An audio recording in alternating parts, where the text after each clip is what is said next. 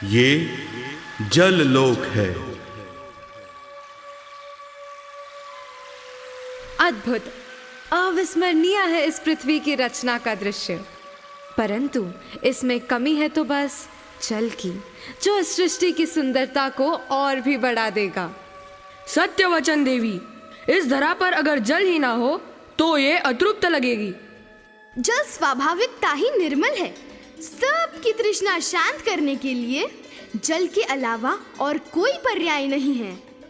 निर्मल, शीतल और कोमल है जिसका स्वभाव। वो जल संपूर्ण सृष्टि का एक ऐसा तत्व है जो आदि और अनंत है।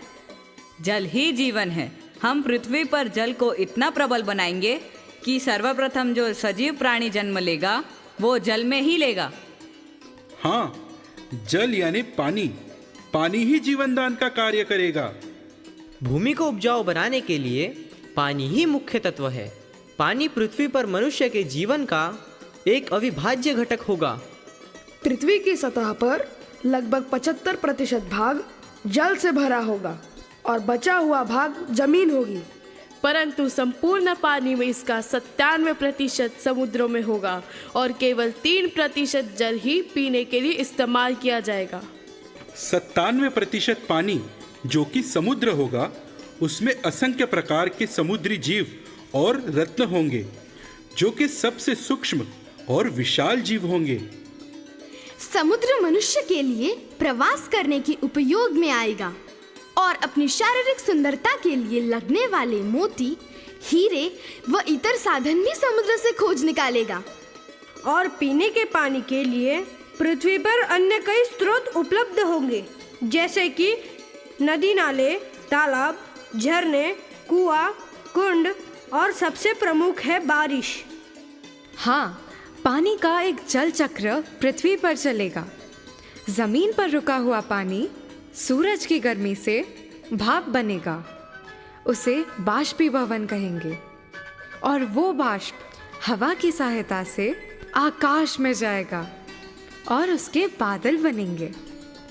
वही बादल शीतल होने पर वर्षा के स्वरूप में पृथ्वी पर गिरेंगे।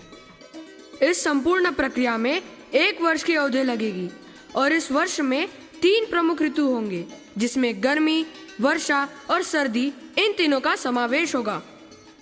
प्रत्येक ऋतु में पानी का स्तर कम या ज्यादा होता रहेगा।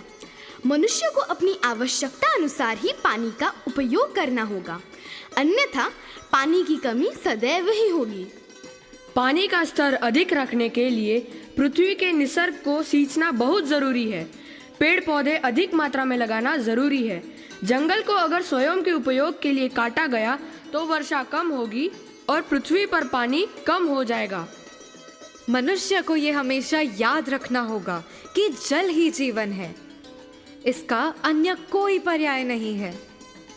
तो चलो पानी को पृथ्वी पर भेजकर पंच महाभूतों की योजना को सफल करते हैं। जल ही शीतल है, निर्मल है और